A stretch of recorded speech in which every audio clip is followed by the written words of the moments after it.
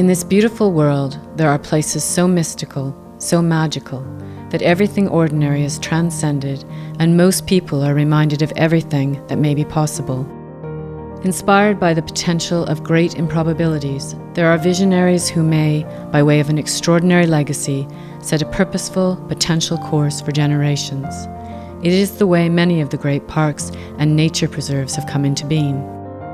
Not so long ago, in a land sheltered within encircling forested mountains on an island, such a story begins. In the beginning there were trees, ancient and massive, and the people of the valley saw the trees and said they were good.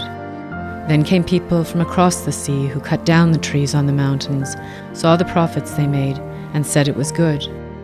In 1946, long after much of the valley had first been logged, a quarter of the land was set aside as forest reserve, a rare and valuable legacy owned not by any private company but by the people of North Cowichan, to be caretakers of 6 forests on 6 mountains: Zuhalem, Maple, Sycamore, Prevost, Richards, Stony Hill.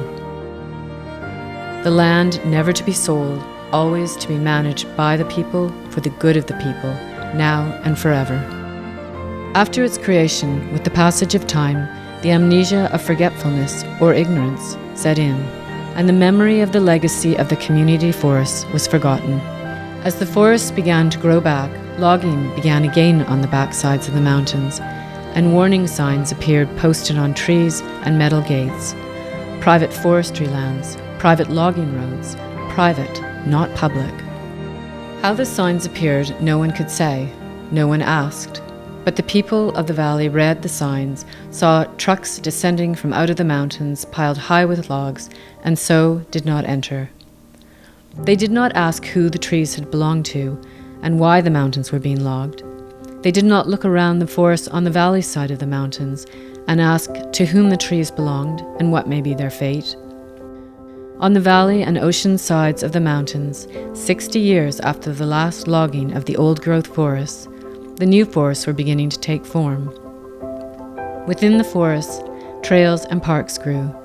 People came from near and far to be in the forests and saw that it was good.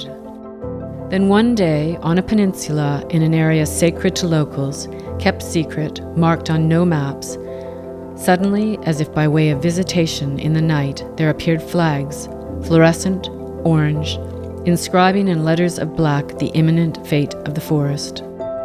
When the few locals who knew about the legacy of the forest saw the logging tapes, the alarm was sounded. So we gathered, so we asked, and learned that logging was about to begin not just through this one ascent to the cliffs, but on all the mountains, and no longer out of sight. Those who had seen the backside of the one mountain stripped nearly bare, and those who had witnessed the clear-cut on Zuhalem shuddered. Then we, a growing community of people asking, were told that they, our municipal government, had a job to do and must continue to log as always, as was dictated.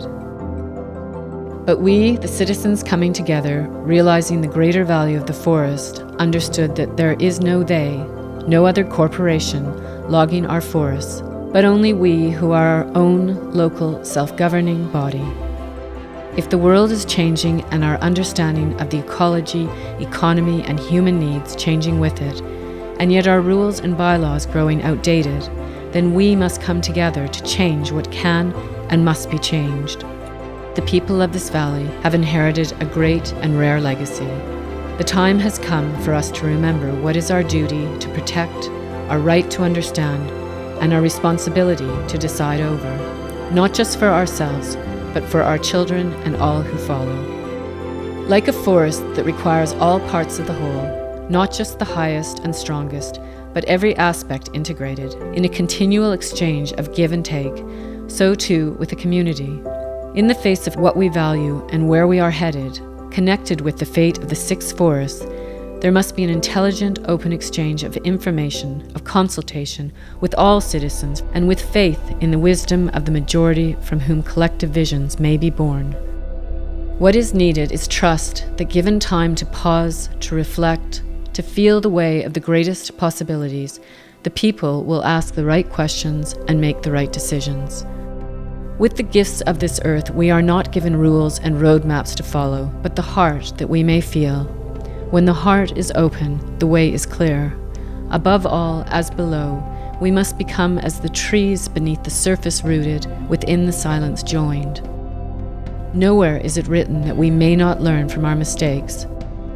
To make a difference, even a small difference in this world, is not enough. It is everything.